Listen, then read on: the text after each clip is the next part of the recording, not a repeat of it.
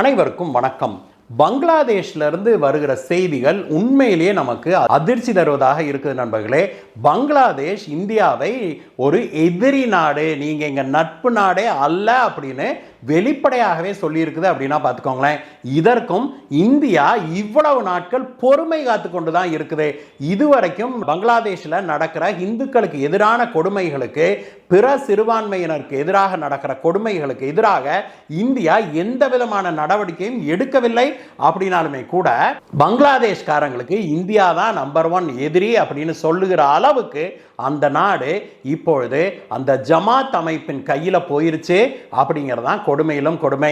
பங்களாதேஷ் இந்தியாவுக்கு எதிராக எப்படியெல்லாம் செயல்படுது, அதற்கு எதிராக இந்தியா என்ன மாதிரியான நடவடிக்கைகளை எடுத்து வருது, மேலும் என்ன நடவடிக்கைகளை எடுக்க வேணும், இந்திய அரசியல்வாதிகள் யாரெல்லாம் இந்தியாவுக்கு துரோகம் செய்யும் வகையில் பங்களாதேஷுக்கு ஆதரவாக செயல்படுறாங்க, இதை பற்றியெல்லாம் தான் இன்னைக்கு பார்க்க போறோம் நண்பர்களே. வாங்க.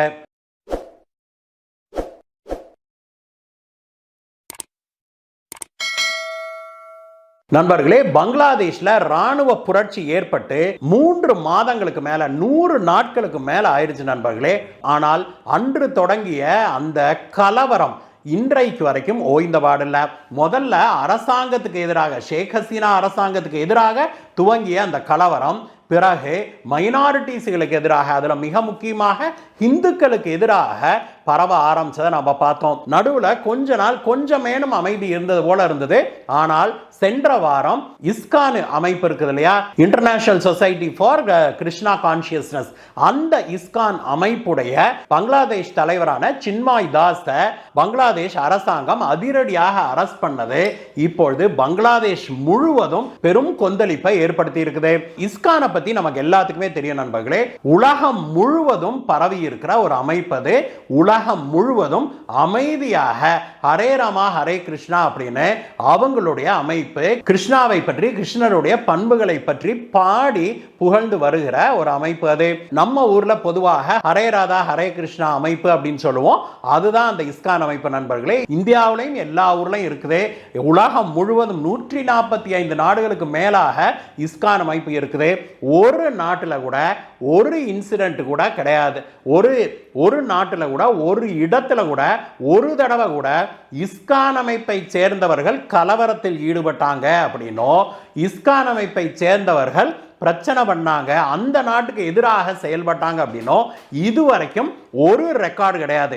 ஆனால் முதல் முறையாக பங்களாதேஷ் அரசாங்கம் இஸ்கான் அமைப்பு ஒரு தீவிரவாத அமைப்பு அப்படின்னு டிக்ளேர் பண்ணணும் அப்படின்னா அந்த நாட்டு அட்டார்னி ஜெனரலே சொல்லியிருக்கிறாருன்னா பார்த்துக்கோங்களேன். அட்டார்னி ஜெனரல்னா அந்த நாட்டுடைய அரசாங்கத்தின், மத்திய அரசாங்கத்துடைய உயரிய வக்கீல் அவர். கரெக்டா? அட்டார்னி ஜெனரல் இருக்கிறதுலே அவர் தான் சட்டப்படி, அவர் தான் தலைவர், சட்டம் இயற்றுவதில் தலைவர் அவர். அந்த அட்டார்னி ஜெனரலே வந்து ஒரு டெலிவிஷன்ல உட்கார்ந்துக்கிட்டு இன்டர்வியூல இஸ்கான் அமைப்பு ஒரு தீவிரவாத அமைப்பு அப்படின்னு சொல்றாரு அப்படின்னா அந்த நாட்டுல இஸ்லாமிய அடிப்படைவாதம், தீவிரவாதம் எந்த அளவுக்கு தலையெடுத்துருச்சு அப்படிங்கிற பார்க்க முடியுது. ஒரு பக்கம் அமைதியான இஸ்கான் அமைப்பை தீவிரவாத அமைப்புன்னு சொல்லுகிற அதே நாடு சில வாரங்களுக்கு முன்பு அந்த நாட்டில் மட்டுமல்ல, பங்களாதேஷ், இந்தியா, ரஷ்யா போன்ற பல நாடுகளை தடை செய்யப்பட்டிருக்கிற ஜமாத் அப்படிங்கிற ஒரு அமைப்பை, பங்களாதேஷை சேர்ந்த இஸ்லாமிய அடிப்படை தீவிரவாத அமைப்பை, உலகம் முழுவதும் பல தீவிரவாத நடவடிக்கைகளில் ஈடுபட்ட ஒரு அமைப்பை அவங்க வந்து டெரரிஸ்ட் ஆர்கனைசேஷன் அப்படிங்கிற லிஸ்டில் இருந்த அந்த அமைப்பை அந்த லிஸ்டில் இருந்து தூக்குறாங்க. அந்த ஜமாத்தை சேர்ந்தவர்கள் யாரையெல்லாம் ஜெயிலில் வச்சிருந்தாங்களோ அவங்களையெல்லாம் விடுவிக்கிறாங்க. அந்த ஜமாத் தான் வந்து இப்பொழுது பங்களாதேஷையே ரன் பண்ணுது அப்படிங்கிற செய்திகள்லாம் நம் காதுகளுக்கு எட்டுது. அந்த நாட்டுடைய தலைவராக அங்க அமர வைக்கப்பட்டிருக்கிற யூனுஸ் அங்க ஒண்ணுமே நடக்கல, இஸ்கான் வந்து ஒரு தேவையில்லாத விஷயங்கள்ல ஈடுபடுற ஒரு அமைப்பு அப்படின்லாம் பேசிட்டு இருக்கிறாரு நண்பர்களே. யூனுஸ் வந்து நோபல் பீஸ் பிரைஸ் வாங்கின மனுஷன். அந்த மனுஷன் இவ்வளவு ஒரு கேவலமான ஒரு புத்தியை கொண்ட மனிதன் அப்படின்னு இப்பொழுதுதான் நமக்கு தெரியுது. பங்களாதேஷுடைய ஆட்சியை கவிழ்த்ததே அமெரிக்காவுடைய உளவுத்துறை தான், டீப் ஸ்டேட் தான் அப்படிங்கிறது அனைவருக்கும் தெரிஞ்ச விஷயம் தான். ஷேக் ஹசீனாவை துரத்தி விட்டுட்டு அங்க ராணுவ புரட்சி ஏற்படுத்தின உடனே அமெரிக்கால உட்கார்ந்து இருந்த யூனுஸை கொண்டுகிட்டு வந்து இங்க பங்களாதேஷுடைய தலைவராக உட்கார வச்சிருக்கிறதே அமெரிக்கா தான். இந்த ஒரு விவகாரத்தில் மட்டும் அமெரிக்கா, சீனா, பாகிஸ்தான் ஆகிய 3 நாடுகளுமே ஒரே நேர்கோட்டில் செயல்படுறாங்க நண்பர்களே. நாம பார்த்தோம்னா எல்லா விஷயத்திலையும் அமெரிக்காவும் சீனாவும் எதிரும் புதிருமாக, பூனையும் எலியுமாக தான் இருக்கிறாங்க. ஆனா இந்த விவகாரத்தில் மட்டும் அமெரிக்காவும் சீனாவும் பாகிஸ்தானும் கைகோர்த்து கொண்டு இந்த ஜமாத்தை ஊக்குவிச்சு அங்க ஒரு ராணுவ புரட்சியை உருவாக்கி யூனுஸை உட்கார வச்சிருக்கிறாங்க. இத்தனைக்கும் காரணம் என்னன்னா, ஷேக் ஹசீனா அமெரிக்கா கேட்ட ஒரு கோரிக்கையை நிராகரிச்சதுதான். பங்களாதேஷ்ல ஒரு மிலிட்டரி பேஸை தான் உருவாக்குறதுக்கு ஒரு தீவை தனக்கு தர சொல்லி கேட்டதுக்கு ஷேக் ஹசீனா கொடுக்க மாட்டேன்னாரு. அதற்கான பனிஷ்மெண்ட் தான் இது. அது மட்டுமல்ல, இந்தியாவை பழிவாங்குவதற்கு ஜோ பைடன் மேற்கொண்ட மிக முக்கியமான நடவடிக்கைகளில் பங்களாதேஷில் ஏற்படுத்தி இருக்கிற இந்த புரட்சியும் ஒன்று. அந்த புரட்சியை அமெரிக்கா ஏற்படுத்திடுச்ச ஒழிய, ஆனால் அந்த நாட்டுக்கு அமைதியை கொண்டு வர முடியவில்லை அப்படிங்கிறத பார்க்குறோம். அமெரிக்கா இப்படித்தான் பல நாடுகளையும் செய்திருக்குது அப்படிங்கிறத நம்ம மறந்துவிடக்கூடாது. ஈஜிப்ட் போன்ற பல நாடுகளில் இதே போன்ற புரட்சியை ஏற்படுத்தினது அமெரிக்கா அப்படிங்கிறது நமக்கு தெரியும். அங்கே வந்து ஈஜிப்ட் ஸ்பிரிங்கனும் அந்தந்த நாட்டில் ஒவ்வொரு ஸ்பிரிங்கனும் கிளப்பி விட்டு அந்தந்த நாட்டு மக்களை அவர்களுடைய அரசாங்கத்துக்கு எதிராக கிளறிவிட்டு அதற்கு பிறகு அந்த நாடுகள் இன்றைக்கு வரைக்கும் ஒரு ஸ்திரத்தன்மை இல்லாமல், ஒரு நிம்மதி இல்லாமல் இருக்கிறத பார்க்குறோம். ஈராக்குடைய நிலைமை என்ன அப்படிங்கிறத நாம் பார்க்குறோம். சதாம் ஹுசேன் இருந்த காலத்தில், சதாம் ஹுசேன் எவ்வளவு பெரிய மோசமான டிக்டேட்டராக வேணாலும் இருக்கட்டும், ஆனால் அந்த நாடு உண்மையிலேயே அமைதியான நாடாக இருந்ததை நம்ம பார்த்தோம். அந்த நாட்டில் வெப்பன்ஸ் ஆஃப் மாஸ் டிஸ்ட்ரக்ஷன் இருக்குது அப்படின்னு சொல்லி தங்களுக்கு உளவு தகவல் வந்திருக்குதுன்னு சொல்லி தன்னுடைய ராணுவத்தை உள்ள அனுப்பி அந்த நாட்டை சின்னாபின்னமாக்கி இன்றைக்கு அந்த நாடு ஒரு நாசமாக போனதுக்கு காரணம் யாருன்னா இந்த அமெரிக்கா தான்.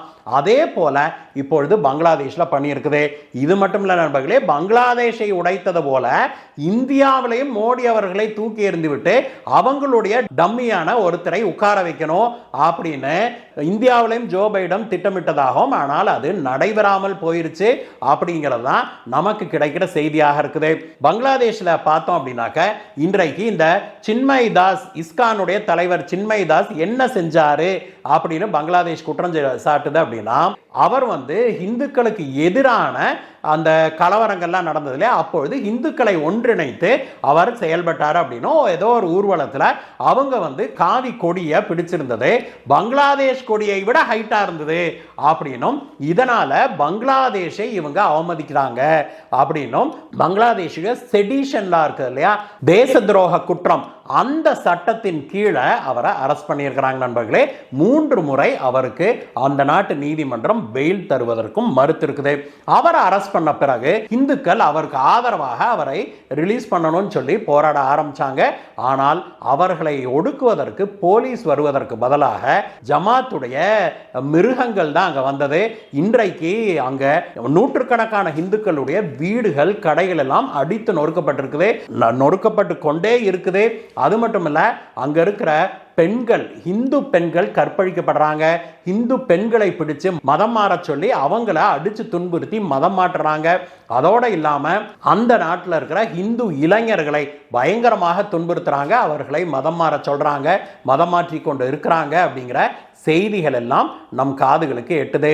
அதே சமயத்தில் நேற்று வந்த ஒரு செய்தி என்னன்னா, இந்தியாவுடைய எல்லைக்கு ஒரு 16 இஸ்கான் துறவிகள், அவங்க சாமியாருங்க, அவங்க வந்து அங்க இருந்து அந்த கலவரத்திலிருந்து தப்பிச்சு வருவதற்காக அவங்க வந்து இந்தியாவுடைய எல்லைக்கு வந்ததாகும்.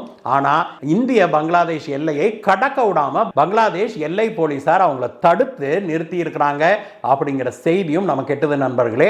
அவர்களுடைய நிலை என்னாகும், அவங்களையெல்லாம் பிடிச்சி இவனுங்க இந்த ஜமாத்து காட்டுமிராண்டி கிட்ட கொடுத்துருவானுங்களா அப்படிங்கிறதெல்லாம் வந்து நமக்கு இன்றைக்கு நாளைக்கு தெரிய வரும் நண்பர்களே. இஸ்கான் தலைவர் சின்மய் தாஸை இவங்க அரெஸ்ட் பண்ண உடனேயே உலகம் முழுவதும் பங்களாதேஷ்க்கு கடுமையான எதிர்ப்பு கிளம்பி இருக்குது. தன்னால நாட்டை கண்ட்ரோல் பண்ண முடியல, தான் செய்யற தவறை மூடி மறைப்பதற்காக இப்பொழுது பங்களாதேஷ் என்ன பண்ணியிருக்குது, இந்தியாவின் மீது குற்றம் சாட்டி இருக்குது.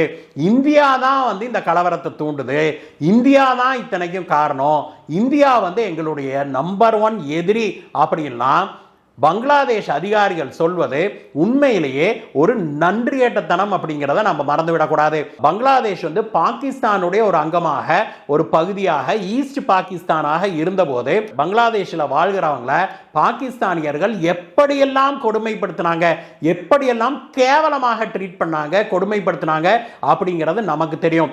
அதனால தான் அங்கிருந்து அந்த டார்ச்சர் தாங்காம லட்சக்கணக்கானோர், மில்லியன் கணக்கானோர் இந்தியாவுக்குள்ள வந்தாங்க.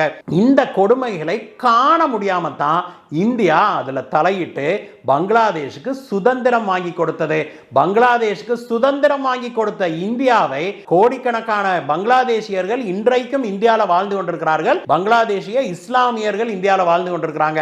அதையெல்லாம் மறந்துவிட்டு நன்றி கேட்ட இந்த பங்களாதேஷ் இப்பொழுது இந்தியாவை நம்பர் 1 எதிரின்னு சொல்லி இருக்கிறது உண்மையிலேயே பங்களாதேஷ்க்கு கேடு காலத்தின் ஆரம்பம் இது அப்படிங்கிறத நமக்கு உணர்த்துது நண்பர்களே. எது எப்படி இருந்தாலும் நண்பர்களே, உங்களுக்கே நினைவு இருக்கலாம், ஒரு சில மாதங்கள் முன்பு வரைக்கும் ஷேக் ஹசீனா பதவியிலிருந்து விலகிறதுக்கு ஒரு சில மாதங்கள் முன்பு கூட இந்தியாவில் கூட பல மீம்ஸ் ஓடிச்சு.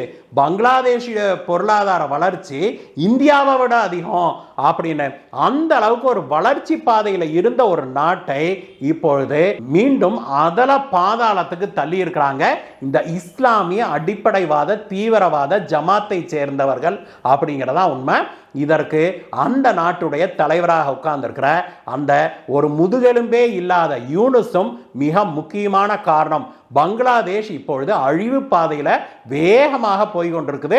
இப்படியே போச்சுன்னா ஒரு சில வருடங்கள்லேயே பங்களாதேஷ் நடுத்தெருவுக்கு வரும் அப்படிங்கிறதா உண்மை. இந்த வீடியோவை பற்றிய உங்களுடைய கருத்துக்களை சொல்லுங்க நண்பர்களே. மீண்டும் உங்களை வேற வீடியோ சந்திக்கிறேன். Bye bye.